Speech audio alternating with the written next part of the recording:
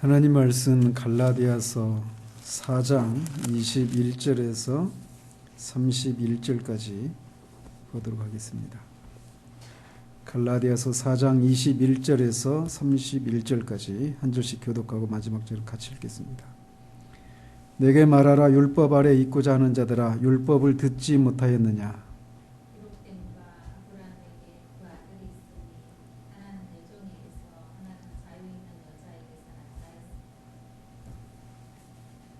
여종에게서는 육체를 따라 낳고 자유 있는 여자에게서는 약속으로 말미암았느니라.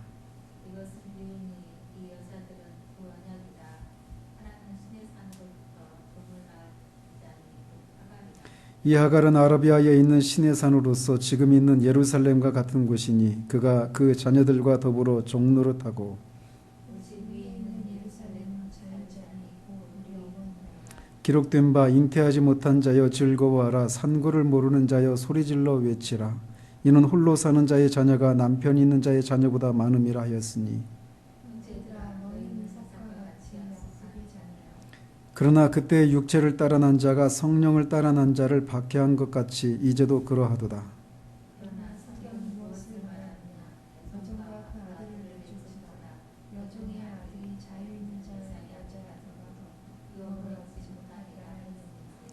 그런즉 형제들아, 우리는 여종의 자녀가 아니요 자유 있는 여자의 자녀니라.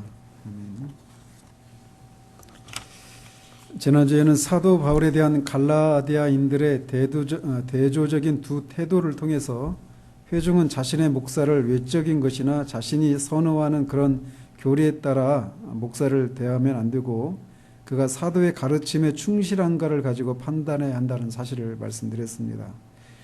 또 갈라디아인들을 향한 거짓 선생과 사도 바울의 두 대조적인 태도를 통해서 목사는 자신의 회중을 자신의 영향력 안에 있는 사람을 만드는 것을 목표로 해서는 안 되고 그들 안에서 그리스도의 형상이 이루어지도록 하는 것을 목표로 해야 된다는 사실을 말씀드렸습니다. 오늘은 많은 사람들이 갈라디아서에서 가장 어렵다고 하는 본문을 살펴보도록 합니다. 이 본문이 어렵다라고 생각하는 것은 먼저 이 본문을 이해하려면 우리가 방금 읽은 것처럼 구약에 대한 기초적인 그런 기본적인 지식이 있어야 하기 때문에 그렇습니다. 또 이 본문에서 사도는 사라와 하갈이라고 하는 이 두 인물에게서 난 두 아들, 즉 이스마엘과 이삭을 율법 아래에 있는 자와 자유 있는 자로 그렇게 비유하고 있습니다.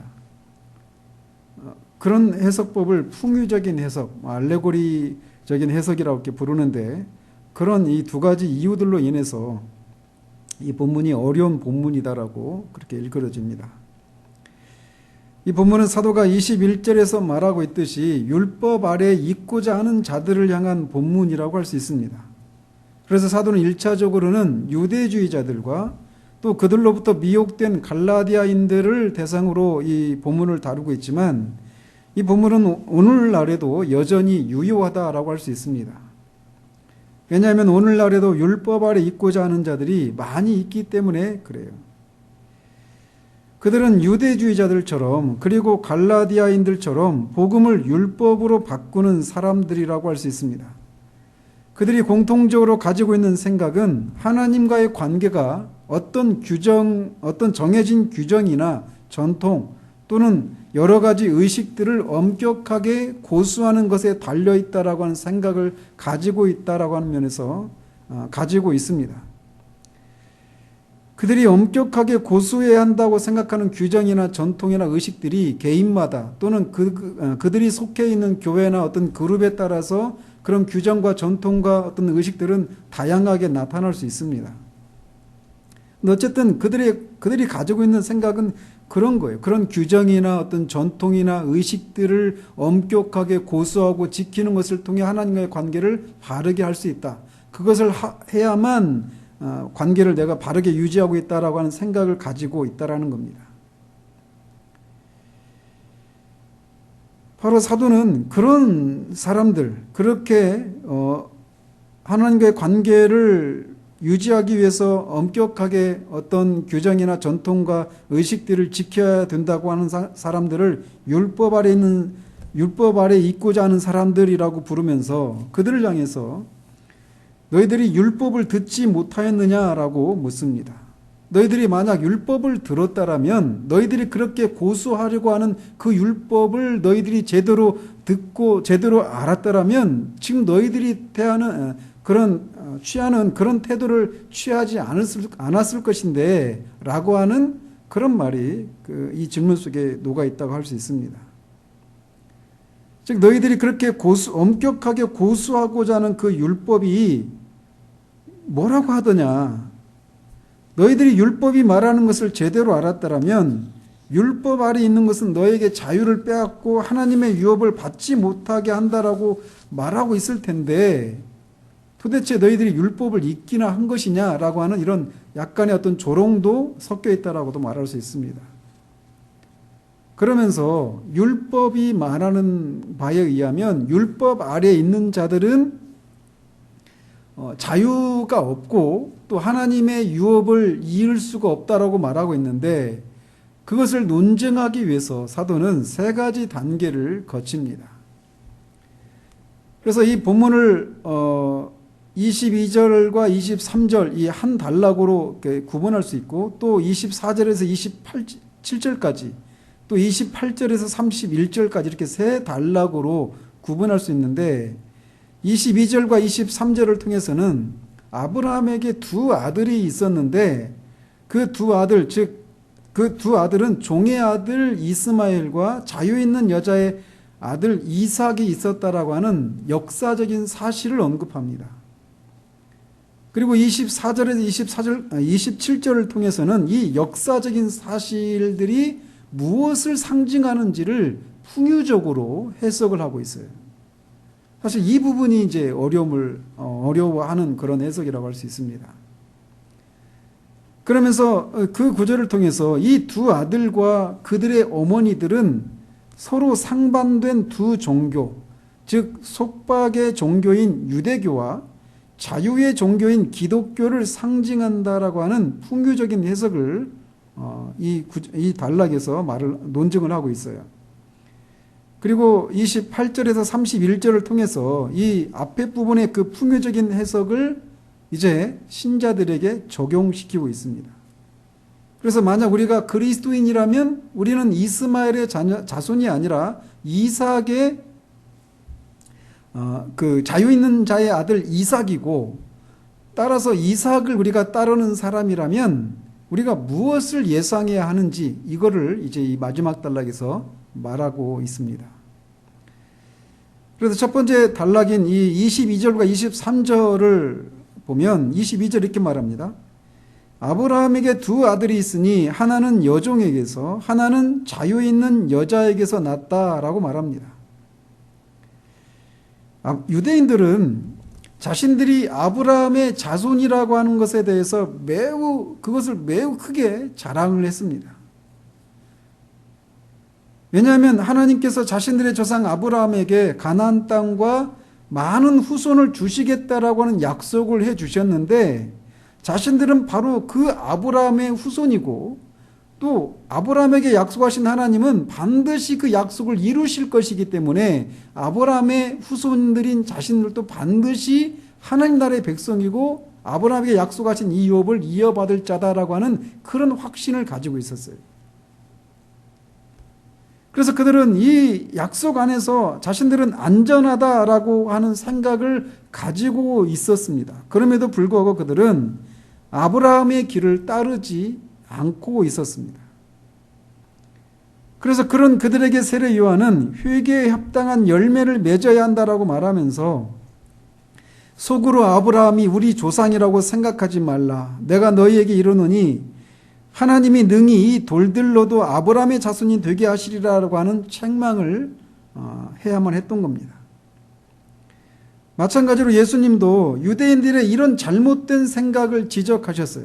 그래서 요한복음 8장에 보면 너희가 진리를 알지니 진리가 너희를 자유하게 하리라 라고 한 말씀을 하시자 유대인들은 아니 우리는 아브라함의 자손으로서 한 번도 남의 종이 된 적이 없는데 어떻게 우리가 자유하게 된다라고 말을 하느냐 이렇게 대답을 하죠. 그러니까 주님께서 너희가 아브라함의 자손인 줄 나도 안다라고 대답하셨어요. 즉 너희들이 너희들이 믿고 있는 것, 너희들이 알고 있는 것처럼 육체적인 혈통을 따라서 너희들이 아브라함의 자손인 것을 나는 안다. 그렇지만 너희가 아브라함의 자손이면 아브라함이 행한 일을 할 것이다 라고 하는 말씀을 덧붙이십니다. 즉 너희가 육체적으로 뿐 아니라 영적으로 아브라함의 자손이면 아브라함처럼 의를 행했을 터인데 너희는 오히려 진리를 말하는 나를 죽이려고 한다. 뒤에 보면 아브라함이 나의 때 볼 것을 멀리서 보고 환영하고 나의 때 볼 것을 보고 기뻐했다라고 했는데 너희들은 너희들의 조상, 너희들의 아버지라고 하는 아브라함의 길을 따르지 않고 있다라고 하시는 그런 말씀을 하시는 거예요. 즉 아브라함에게 유대인들은 자신들이 아브라함의 자손이라고 하는 이 사실들을 매우 크게 자랑했고 그 아브라함의 후손이기 때문에 자신들은 당연히 이 하나님 나라의 유업을 이어받을 하나님의 백성이라고 하는 이 확신 가운데 거했던 겁니다. 그런데 사도 바울은 세례 요한과 우리 주님처럼 아브라함의 참된 자손은 육체적으로 유대인의 혈통을 따라 난 사람이 아니라 아브라함이 믿었던 것처럼 믿고 아브라함이 순종했던 것처럼 순종하는 사람이다라고 하는 사실들을 논증을 하고 있는 겁니다. 그래서 바울은 우리가 앞에서 살펴봤던 것처럼 3장에서 이런 내용들을 언급을 했어요. 즉 아브라함에게 약속했던 그 축복은 육체적인 혈통으로 아브라함의 후손인 유대인들에게 임하는 것이 아니라 그가 유대인이든지 이방인이든지 상관하지 않고 하나님의 약속을 믿는 자들에게 임한다라고 하는 사실을 3장 14절에서 말을 했던 겁니다. 그리고 3장 29절에서 너희가 그리스도의 것이면 곧 아브라함의 자손이요 약속대로 유업을 이을 자니라 라고 말씀을 했던 겁니다. 따라서 그가 유대인이든 이방인이든 그가 그리스도의 것이 아니면 그리스도에게 속한 사람이 아니라면 그는 아브라함의 이 축복을 유업을 이어받을 수 없다라고 앞에서 논증을 했어요. 그러면서 여기에서는 아브라함의 후손이라고 할 때 거기에는 육체적인 혈통을 따라서 아브라함의 후손인 경우가 있고 영적으로 참 아브라함의 후손인 두 경우가 있다라고 이 22절에서 말을 하고 있는 겁니다. 바로 그것이 아브라함의 두 아들인 이스마엘과 이삭 안에서 나타났다라고 말을 하는 거예요. 이스마엘과 이삭은 둘 다 아브라함이 그들의 아버지이지만 둘 사이에는 두 가지 중요한 차이가 있다라는 겁니다. 그거를 먼저 22절에서는 그 한 가지 차이가 뭐냐? 아브라함에게 두 아들이 있는데 하나는 여종에게서 났고 하나는 자유 있는 여자에게서 났다라고 말을 하고 있어요. 즉 그들이 이스마엘과 이삭은 아버지가 아브라함이라고 하는 면에서는 똑같았지만 그들의 어머니가 서로 달랐다라는 것입니다. 이스마엘의 어머니는 이제 뒤에 하갈이라고 이름이 뒤에 나오는데 이스마엘의 어머니 하갈은 아브라함의 여종이었던 반면에 이삭의 어머니 사라는 아브라함의 아내로서 자유 있는 여자였다라는 겁니다. 어머니가 이렇게 종이고 또 자유 있는 여자라고 하는 이런 차이로 인해서 이스마엘은 종을 어머니로 둔 이스라엘은 종으로 태어났고 자유 있는 어머니를 둔 이삭은 자유인으로 태어났다라고 하는 이런 면이 다르다라는 겁니다. 또 두 번째 차이를 23절에서 말하고 있는데 여종에게서는 육체를 따라 났고 자유 있는 여자에게서는 약속으로 말미암았느니라 라고 말합니다. 즉 그들의 출생의 과정이 다르다라는 것이에요.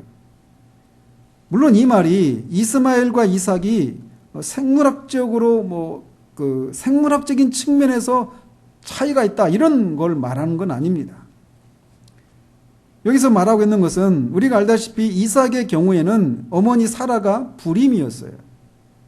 즉 이삭은 자연적인 과정을 따라서는 날 수가 없었지만 하나님의 약속을 따라 자연적인 과정을 거슬러서 초자연적인 방법으로 태어나게 되었다라고 우리가 알고 있어요. 따라서 여기서 육체를 따라 났다라고 하는 말은 자연적인 방법을 따라 났다라고 하는 말과 같은 의미이고, 약속으로 말미암았다 이 말은 초자연적인 방법을 따라 났다라고 우리가 해석할 수도 있습니다. 그래서 히브리서 11장 11절에서 보면 이삭이 태어난 것에 대해서 이렇게 말을 해요. 믿음으로 사라 자신도 나이가 많아 단산하였으나 잉태할 수 있는 힘을 얻었으니 이는 약속하신 이를 미쁘신 줄 알미라 라고 말하고 있습니다. 즉 사라는 약속하신 하나님을 믿음으로 이삭을 낳았습니다. 즉 이스마엘은 자연에 따라서 낳았지만 이삭은 하나님의 약속을 통해 초자연적인 과정을 통해 낳았다라는 것입니다. 이렇게 아브라함에게 두 아들이 있는데 이스마엘은 자연에 따라서 종에게서 낳고 이삭은 약속에 따라 자유 있는 사람으로 나서 자유인으로 태어났다라는 겁니다. 즉 이것을 사도는 모든 사람에게 확대하고 있어요. 즉 모든 사람은 이스마엘이거나 아니면 이삭이다라고 말을 하는 것입니다. 그래서 여전히 자신의 본래 모습인 종이거나 하나님의 은혜로 자유케 되었거나 둘 중 하나라고 하는 사실들을 이제 논증해 가는 거예요. 이처럼 이스마엘과 이삭의 출생 배경은 출생은 역사적인 사실입니다. 그들이 각각 종과 자유 있는 여자 어머니를 두었고 또 그런 방식, 그 출생의 방법도 다른 방식으로 태어났어요. 분명히 그들은 역사적인 그 인물이었습니다. 역사적인 사건이었어요. 그런데 그것은 역사적인 사실이면서 동시에 영적으로 깊은 진리가 있다라고 바울이 이제 24절에서 27절까지를 통해서 해석을 하는 거예요. 말씀드린 것처럼 그거를 풍유적인 해석이라고 부르는데, 보시면 24절에 이것은 비유니 이 여자들은 두 언약이라 라고 말을 합니다. 그래서 하갈에게서 이스마엘이, 사라에게서 이삭이 태어난 것은 두 언약을 비유하고 있는 것이다 라고 먼저 말을 하고 있어요. 여기서 말하는 두 언약이라고 하는 것은 옛 언약, 즉 구약과 새 언약, 신약을 말합니다. 따라서 우리는 이 두 언약을 이해하지 못하면 성경이 뭘 말하는지를 이해할 수가 없어요. 그리고 이 두 언약의 핵심이 있는데, 모든 언약의 핵심은 하나님이 그들의 하나님이 되시고 그들은 하나님의 백성이 되리라 라고 하는 것이 언약의 핵심입니다. 그래서 우리는 이 두 언약이 어떤 특징을 가지고 있는지를 알아야만 성경이 뭘 말하는지를 알 수 있는데, 그래서 우리가 성경은 무엇을 말하는가 이 시리즈를 한번 했던 거죠. 그 언약을 중심으로. 그래서 이 두 언약을 간략하게 정리하자면, 먼저 하나님은 모세를 통해서 옛 언약을 확립하셨습니다. 그리고 그리스도를 통해서 새 언약을 확립하셨고 그리스도의 피가 그 언약을 비준했다라고 말할 수 있어요. 그리고 옛 언약은 율법에 근거했습니다. 하지만 새 언약은 아브라함을 통해 아브라함과 또 예레미야를 통해서 예언된 것으로 약속들에 근거합니다. 옛 언약이 율법에 근거한다라고 하는 것은 하나님께서 약속 성취된 책임을 사람들에게 지우신 것이다라고 말할 수 있어요. 그래서 이 옛 언약의 특징은 너는 이런저런 것들을 할지니라 또는 이런저런 것들을 하지 말지니라 라고 하는 이런 말씀으로 이어졌어요. 그래서 하나님이 그들의 하나님이 되고 그들의 하나님의 백성이 되기 위해서는 하나님께서 금하신 것을 하지 말아야 하고 하나님께서 명하신 것을 따라야만 했단 말이죠. 그래서 옛 언약은 항상 명령법으로 우리에게 주어집니다. 무엇을 할지니라 하지 말지니라 이렇게 명령법으로 주어져요. 이에 비해서 새 언약은 그 율법에 근거하는 것이 아니라 약속에 근거하는데, 이 말이 무슨 말이냐? 약속 성취에 대한 책임을 사람이 아니라 하나님 자신이 친히 지시겠다라고 하는 것이. 그래서 이 새 언약의 특징은 내가 할 것이다, 내가 하겠다, 이런 내용이에요. 따라서 약속, 즉 복음은 율법과 달리 명령법이 아니라 직설법으로, 서술형으로 되어 있습니다. 그런데 사도는 종노릇하는 자녀를 낳은 어머니인 하갈은 신의 산 언약, 즉 모세 율법을 비유한다라고 말을 하고 있어요. 하나는 신의 산으로부터 종을 낳은 자니 곧 하갈이라. 그러면서 이 하갈은 아라비아에 있는 신의 산이라고 덧붙입니다. 왜냐하면 아라비아 사람들은 하갈의 아들들이라고 알려져 있기 때문에 그래요. 지금도 여전히 그렇습니다. 아라비아 사람들은 하갈의 아들들이에요. 이스마엘의 후손이니까. 그래서 사도는 율법의 자녀들이 하갈의 자녀들처럼 종이라고 하는 사실을 강조하고 있는 겁니다. 그래서 하갈은 율법의 언약, 즉 옛 언약을 나타낸다라고 사도가 먼저 이렇게 풍유적으로 해석을 하고 있어요. 이어서 사도는 이스마엘과 이삭이 두 언약을 비유할 뿐만 아니라 두 예루살렘도 상징한다라고 말을 합니다. 사도가 여기서 예루살렘이라고 말하는 것은 문자적인 도시만을 의미하지 않고 거기에 사는 사람들, 즉 하나님의 백성을 의미하기도 합니다. 이중적인 의미가 있어요. 그래서 마치 서울 하면 이 한국 사람, 또 도쿄 하면 일본 사람을 나타내는 것 같은 그런 의미로 예루살렘을 그렇게 거명하고 있는 거예요. 그래서 옛 언약 아래서 하나님의 백성은 율법을 가지고 있는 유대인이었습니다. 하지만 새 언약 아래서 하나님의 백성은 그리스도인들이라는 거예요. 둘 다 하나님의 백성이라고 하는 측면에서는 예루살렘입니다. 그렇지만 하나님의 옛 언약 백성인 유대인들은 지금 있는 예루살렘, 지상의 도시인 반면 하나님의 새로운 언약 백성인 교회는 위에 있는 예루살렘, 하늘에 있는 예루살렘이라고 말을 하는 거예요. 그래서 아브라함의 두 아들의 어머니인 하갈과 사라가 옛 언약과 새 언약을 비유하는 것처럼 두 예루살렘은 지상의 도시와 하늘의 도시를 상징한다라는 겁니다. 그러면서 하갈은 지금 있는 예루살렘과 같은 곳이다라고 말합니다. 하갈은 이렇게 옛 언약과 지상의 예루살렘을 상징하고 그 상태의 삶은 25절에서 말하고 있는 것처럼 그가 그 자녀들과 더불어 종노릇하고 있는 것이다 라고 말하고 있어요. 즉 하갈이 비유하는 율법 아래에 있는 사람들은 율법의 종노릇하는, 자유가 없는 속박 상태에 있는 것이다 라고 말하고 있는 거예요. 그래서 우리가 앞에서 계속 사도가 대조하고 있었잖아요. 율법 아래 있는 것과 이 언약 아래 있는 것의 그 차이들을 여기서도 다시 그것을 논증하고 있는 겁니다. 그래서 하갈이 종이었고 그가 낳은 아들 이스마엘이 종으로서 종노릇해야 했던 것처럼 하갈이 상징하는 율법, 옛 언약 아래에 있는 사람들도 여전히 하갈의 자녀인 이스마엘이 종이어서 종노릇해야 했던 것처럼 율법 아래 있는 자들도 종노릇하고 있다라고 말하고 있는 거예요.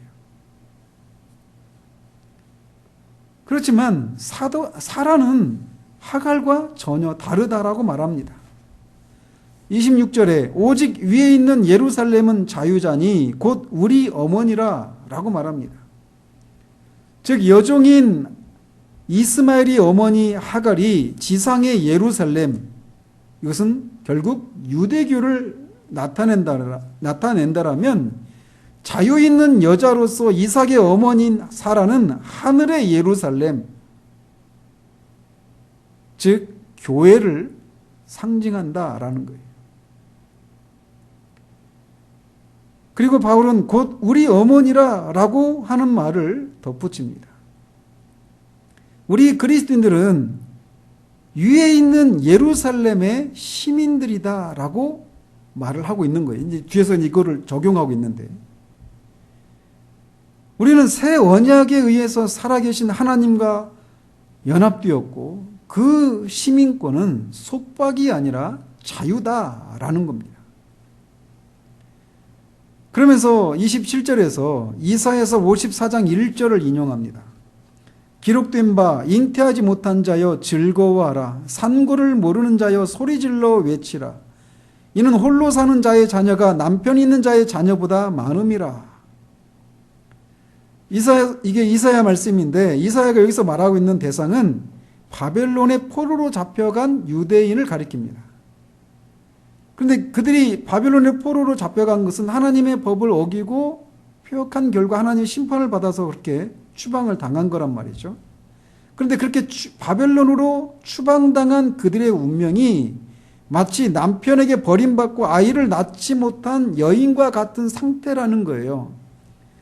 그런데 하나님께서 그들을 장차 회복하실 것이다라는 겁니다. 그리고 그렇게 하나님께서 회복하실 때 그 유대인의 상태는 많은 자녀를 둔 여인의 상태에 비유하고 있는 거예요. 즉 하나님은 자신의 백성들이 돌아온 후에는 이전보다 숫자적으로 더 많을 것이다 라고 약속하고 계신 거예요. 그래서 이 약속은 1차적으로는 유대인들이 다시 이스라엘로 돌아와서 문자적으로 일부 성취가 됩니다. 그렇지만 이 약속이 궁극적인 성취는 교회 안에서 성취가 된다라는 거예요. 즉 교회 성장에서 영적으로, 진정한 의미에서 영적으로 성취된다라고 말을 하고 있어요. 그래서 교회 안에서 이방인과 유대인으로 구성된 수많은 사람들이 이제 그렇게 그 사람들로 그런 그 자녀들을 갖게 된다라는 것입니다. 이렇게 사도는 아브라함에게는 이스마엘과 이삭이라고 하는 두 아들이 있었는데 그들은 하갈과 사라라고 하는 두 어머니에게서 낳고 그 두 어머니는 두 언약과 두 예루살렘을 상징한다라고 말합니다. 그래서 종이었던 하갈은 옛 언약을 나타내고 그녀의 아들 이스마엘은 지상의 예루살렘을 상징한다라는 거예요. 이에 비해 자유 있는 여인인 사라는 새 언약을 나타내고 그녀의 아들 이삭은 천상의 예루살렘 교회를 상징한다라는 겁니다. 이스마엘과 이삭이 둘 다 아브라함의 아들이라고 하는 측면에서 표면적으로는 비슷하지만 근본적으로는 달랐다라는 겁니다. 따라서 바울은 아브라함이 자신의 아버지라고 주장하는 것으로는 충분하지 않다라는 거예요. 그 사람이 하나님 나라의 백성으로서 아브라함에게 약속하신 그 위업을 이어받을 자가 되기 위해서는 자신의 아버지가 아브라함이다라고 주장하는 것으로는 충분하지 않다라는 겁니다. 아버지가 아브라함이냐 아니냐가 중요한 것이 아니라 어머니가 사라이냐 하갈이냐가 중요하다라고 말하는 거예요. 어머니가 하갈이라면 우리는 이스마엘과 같고 사라라면 이삭과 같다라는 겁니다. 이렇게 사도는 아브라함의 두 아들과 그들의 어머니에게 일어난 역사적인 사건은 옛 언약과 새 언약, 그리고 옛 하나님의 백성과 새로운 하나님의 백성, 그리고 각각은 종로로 타는 것과 자유 있는 것을 비유한다라고 풍요적으로 해석을 하고 있습니다. 그러면서 이제 이 풍요적인 해석을 우리에게 적용하면서 약속을 따라 난 이 아브라함의 자녀들인 이삭이 무엇을 예상해야 하는지를 28절에서 31절까지 이 마지막 단락에서 우리에게 말해주고 있어요. 28절을 통해 사도는 이렇게 말합니다. 형제들아 너희는 이삭과 같이 약속의 자녀라 라고 말합니다. 즉 우리가 그리스도인이라면 우리는 이스마엘과 같지 않고 이삭과 같은 약속의 자녀라라고 말을 하고 있어요. 따라서 그리스도의 것인 그리스도인들은 이제 영적인 의미로, 영적으로 아브라함의 자녀다라고 말하고 있는 겁니다.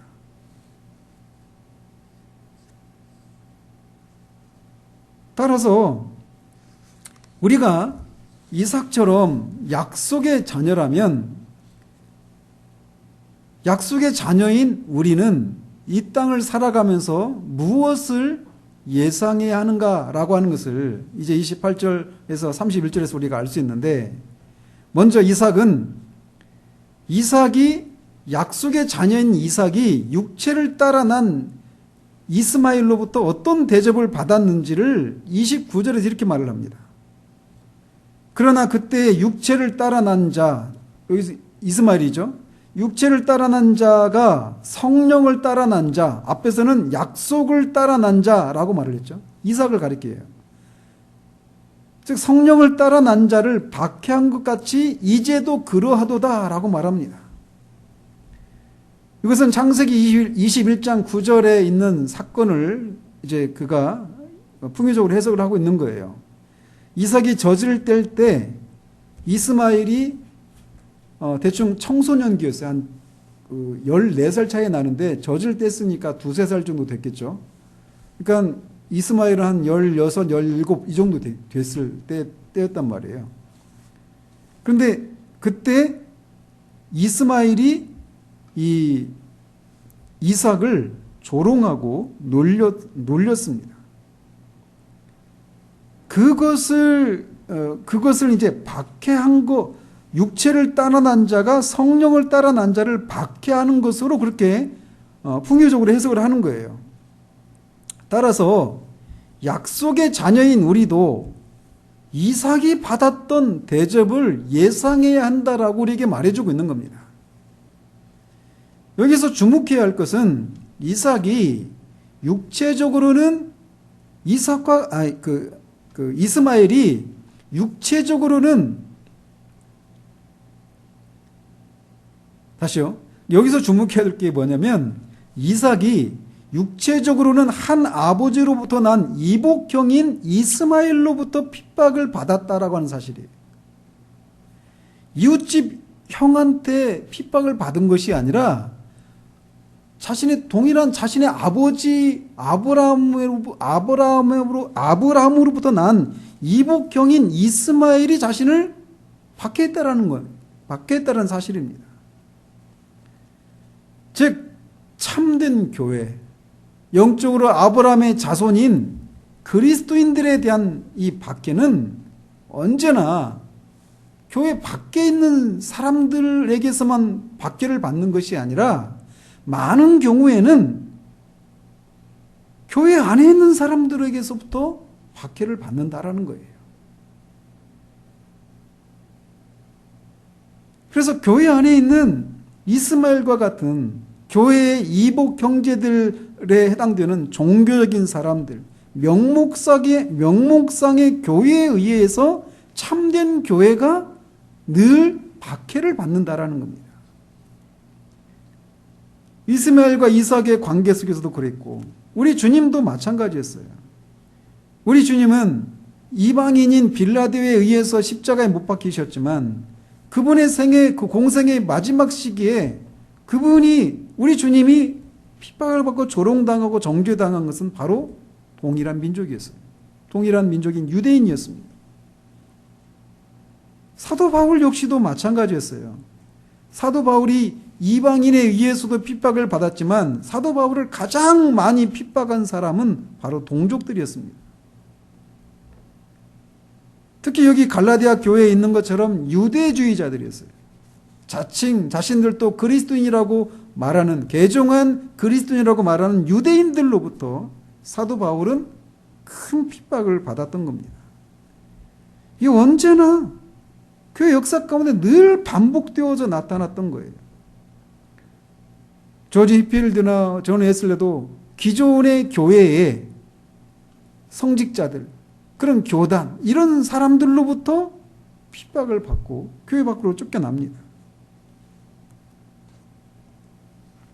이삭은 언제나 이스마엘에게 조롱과 핍박을 받아요. 이번 주에도 집사님 그때 회심했을 때 그 얘기 잠깐 하셨잖아요. 근데 그 회심의 경험을 막 그 기쁨과 감사함으로 막 얘기하는데 집사님을 이단에 빠진 거 아닌가 오해했던 사람들은 교회 밖에 있는 사람들이 아니었습니다. 교회 안에 있는 사람들이었어요. 차라리 불신자가 그러면 그러려니 하는데 자신을 이해해 줄 것 같은 사람들이 그럴 때 우리가 당황합니다. 그런데 이게 교회 안에서 우리가 예상해야 될 것이라는 거예요. 이삭이 그의 형 이복 동생인 이스마엘에게 조롱을 받은 것처럼 교회 안에 있는 육체를 따라 난 명목상의 그리스도인들이 어느 때보다 많은 이 시대에 우리가 참된 교회로서 영적으로 아브라함의 자손으로서 우리가 예상해야 될 것은 우리가 그런 사람들로부터 박해를 받을 것을 예상해야 한다라는 겁니다.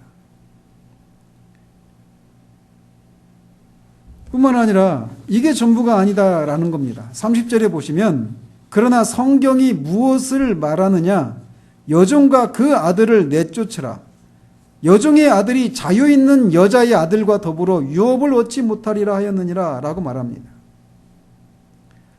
이삭은 자신의 이복 형제인 이스마엘의 그런 조롱을 견뎌야 했습니다. 그렇지만 결국 아브라함의 후사가 되어서 아브라함의 유업을 이어받은 사람은 이삭이었어요. 아브라함이 그런 모습을 보고 아브라함은 이스마엘을 향해서 자신의 유업을 이을 그런 자손이라는 생각을 어느 기간 동안은 가지고 있었습니다. 그래서 그 창세기 17장에 보면 하나님이 다시 나타나셔서 아브라함에게 내년 이맘때 네가 사라에게 아들이 있을 것이다 이런 말씀을 하셨을 때 아브라함이 이스마엘이나 하나님 앞에 살기를 원합니다라고 하나님께 말씀드렸어요. 즉 이스마엘이 자신의 유업을 이을 자다라고 하는 생각을 가졌던 거예요. 그러나 하나님은 아니다. 내 언약은 이스마엘이 아니라 이삭과 세울 것이다라고 말씀하셨어요. 그래서 사라가 그런 모습을 보면서 아브라함에게 이 하갈과 그 아들을 내쫓으라고 했을 때 머뭇거렸을 때 사라의 말대로 하라고 하시는 말씀을 쫓아서 하갈이 결국 쫓겨났죠.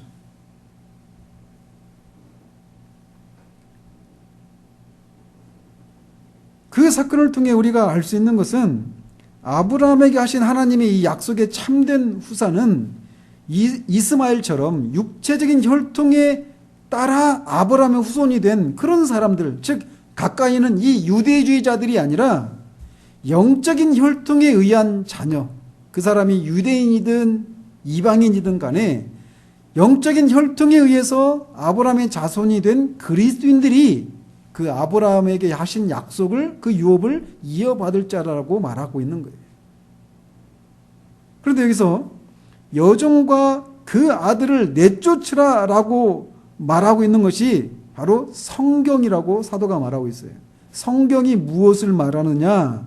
여종과 그 아들을 내쫓으라. 여종의 아들이 자유 있는 여자의 아들과 더불어 유업을 얻지 못하리라 이렇게 말했다라는 거예요. 지금 사도는 지금 뭘 말하고 있는 거냐면 유대주의자들은 그리고 이 유대주의자들에 의해서 미혹된 갈라디아인들은 율법의 행위로 돌아가려고 한단 말이에요. 그런데 그 율법, 성경이 율법이 뭘 말하느냐? 여종과 그 아들을 내쫓으라 이렇게 말하고 있다라는 거예요. 여종과 그 아들은 유업을 얻지 못한다라고 말하고 있다라는 거예요. 그러니까 즉 성경이 근데 아까 앞에서 뭐라고 말했습니까? 하갈이 여종이 뭘 상징한다고요? 율법을 상징한단 말이에요. 즉 율법이 율법을 거부하고 있는 것이다라고 지금 사도가 말하고 있단 말이에요. 근데 유대주의자들은 율법의 행위를 따라 하나님 앞에 의롭다함을 받는다고 하면서 율법을 지키고 율법 아래 있으려고 한단 말이에요. 근데 이 말을 통해 율법을 거부하고 있다라고 지금 사도가 말하고 있는 거예요. 그리고 더 나아가서 유대인들은 어떤 그 여종과 그 아들을 내쫓으라 이 말을 유대인이 아닌 이방인을 내쫓으라 이렇게 해석을 하고 있었단 말이에요. 그런데 앞에서 지금 계속 논증은 뭐예요? 사도의 논증은 거기서 말하는 여종과 그 아들은 이방인, 혈통적으로 그 이삭의 후손이 아닌 사람을 가리키는 것이 아니라 옛 언약 가리는 사람을 상징한다고 말했잖아요. 그죠? 근데 유대인들은 지금 이거를 하나님이 이방인을 거부하셔서 이방인이 아브라함의 유업을 이어받으려면 먼저 유대인이 되어야 된다 이런 생각을 갖고 있었단 말이에요. 율법을 지키고 할례를 행하는 것을 통해서. 그런데 그 사실을 뒤집고 있는 겁니다. 즉 여기서 말하는 여종과 그 아들을 내쫓으라. 그 여종과 그 아들은 유업을 얻지 못한다 이 말씀은 이방인들을 향해서 말씀하시는 것이 아니라 믿지 않는 유대인들이 아브라함 유업에서 배제된다라고 하는 것을 말하고 있다라는 거예요. 따라서 약속을 따라 난 이삭, 이 참된 교회, 영적인 아브라함의 후손들은 이중적인 운명을 가지고 있는 사람들이다라고 말할 수 있습니다. 하나는 이 이스마엘로부터 박해를 받는 그런 운명이 하나이고 다른 하나는 유업을 이어받을 특권을 가진 사람이라고 하는 이 역설적인 특권을 가진 사람이 바로 우리 그리스도인이다라고 말을 하고 있는 겁니다. 그래서 그리스도인은 역설적인 그런 사람이에요. 그리스도인이기 때문에 우리는 교회 안에 있는 이스마엘들로부터 박해를 받게 되어 있습니다. 고난을 받게 되어 있어요. 그러나 그것이 전부가 아니라 아브라함의 유업을 이어받을 그런 특권도 가지고 있는 사람이라고 할 수 있습니다. 사도는 지금 그것을 우리에게 말해주고 있는 거예요. 그런즉 형제들아 우리는 여종의 자녀가 아니요 자유 있는 여자의 자녀니라 라고 말을 하고 있습니다. 따라서 우리 그리스도인만이 그 혈통으로 유대인 혈통을 따라 아브라함의 후손인 유대인들이 아니라 오늘날의 이스라엘이 아니라 일부 세대주의자들이 말하는 것처럼 이 이스라엘이 아브라함의 유업을 이어받을 사람들이 아니라 그리스도의 것인 그리스도를 믿는 신자들인 우리 그리스도인들이 아브라함의 유업을 이어받을 사람들이다라는 것입니다. 그래서 이삭처럼 우리 그리스도인들은 약속의 자녀이고 자유 있는 여자의 자녀이다라는 겁니다. 우리는 참된 예루살렘, 위에 있는 예루살렘의 시민이다라는 거예요.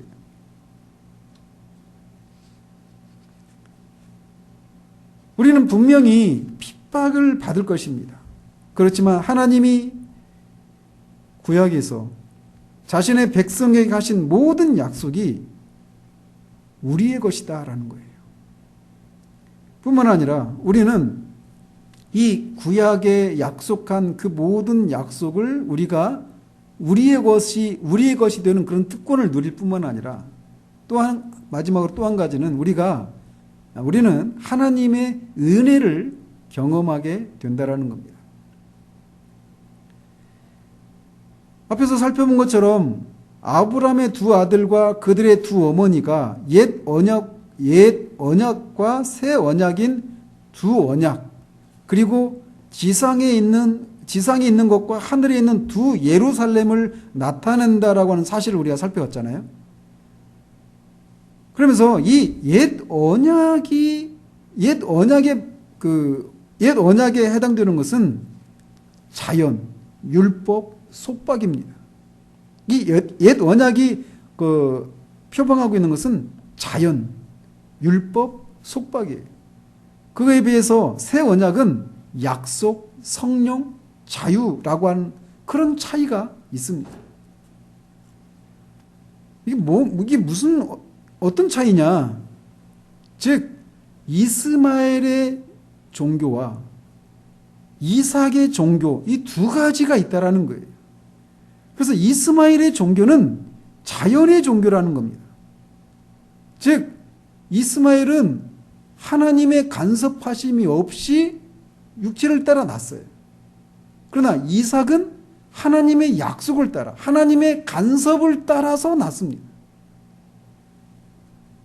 그래서 이스마엘의 종교는 하나님의 특별한 간섭이 없이 스스로 구원을 이루어야 하는 그런 자연 종교의 특징을 가지고 있다. 이렇게 말할 수 있어요. 하지만 이삭의 종교는 은혜의 종교입니다. 하나님이 주도권을 가지시고 하나님이 간섭하셔야 하는 그런 특징을 가진 종교다라는 겁니다. 그게 바로 기독교다라는 거예요. 기독교는 자연적인 종교가 아니라 초자연적인 종교입니다. 그래서 이스마엘에 속한 사람들이 드러내는 종교의 특징은 스스로 자신을 의롭다고 여기고 또 의롭게 될 수 있다고 생각하면서 수많은 규정과 전통과 의식들을 엄격하게 고수하는 것을 통해서 자신들이 하나님과의 관계를 바르게 할 수 있다는 생각들을 가지고 있어요. 그리고 그 삶의 결과는 뭐냐?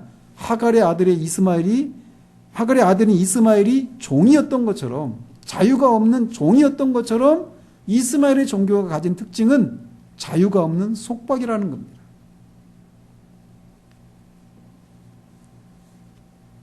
이에 비해서 이삭의 종교는 자유를 누린다라는 겁니다. 따라서 우리는 이스마엘과 같이 되려고 해서는 안 되고 이삭과 같이 되려고 애를 써야 합니다. 즉 우리는 예수 그리스도를 통해 하나님을 믿어야 해요. 그래서 그 그리스도 안에서 아브라함에게 하신 그 약속의 유업을 우리가 받고 하나님의 은혜를 받고 하나님의 자유를 누릴 수 있게 되는 것입니다. 이게 이스마엘의 종교와 이삭의 종교의 차이예요. 사도는 다시 한번 율법 아래 있고자 하는 그 사람들은 자유가 없고 유업을 이을 자가 아니다라는 사실들을 말하고